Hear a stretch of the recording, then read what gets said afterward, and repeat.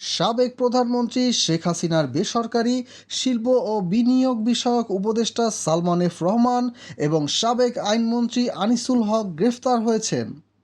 দুটি সূত্র থেকে এই খবর পাওয়া যায়, যার মধ্যে একটি সূত্র মতে তাদেরকে সাতক্ষীরার ভোমরা সরদ্বীপ সীমান্ত থেকে গ্রেফতার করা হয়েছে বলে জানা যায়।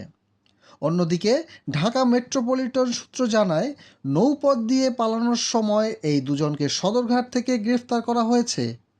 তবে সর্বশেষ ডিএমপি কমিশনার হতে এটি নিশ্চিত করেছেন যে দুজনকেই গ্রেফতার করা হয়েছে, কিন্তু গ্রেফতার পরবর্তীতে তাদেরকে কোথায় নিয়ে যাওয়া হয়েছে সে বিষয়ে এখনও সুনির্দিষ্ট কোনো তথ্য পাওয়া যায়নি।